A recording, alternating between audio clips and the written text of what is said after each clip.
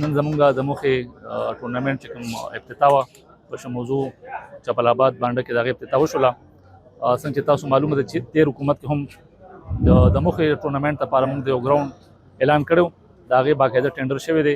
انشاءالله را روان هفته کې به د دې چې کوم متعلقه منسټر د هغه سره ملاقات کوو چې د فنډ څه کمی د برابر کړو. زما چې کوم د علاقایي ټورنمنټ دی د موخې لپاره چې د دې ګراوند افتتاح زر څه زر وکړو، په دې کار شروع شو.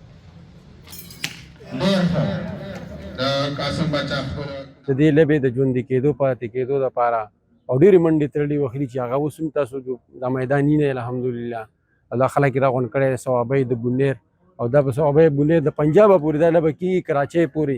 په کراچۍ کې هم زموږ ټورنمنټونه کېږي، هغې ته موږ ځو.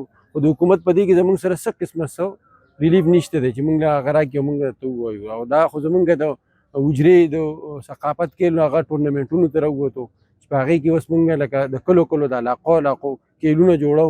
د مردانه د صوابۍ لوبه زموږ د بونیر لوبه د دې نه مخکې وشوله 2 ورځې او په هغې ته هم ډېر مخلوق راغلی او لکه ډېره تماشایي لوبه ده.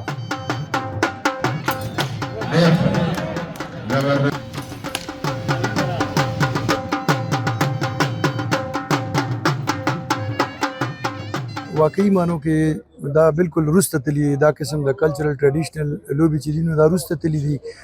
خو بیا هم زه داسې د دې ارګنایزر ته مبارکباد ورکوم او دا ورکوم چې داسې قسم لوبې هغوی اوس هم ژوندۍ ساتلي دي.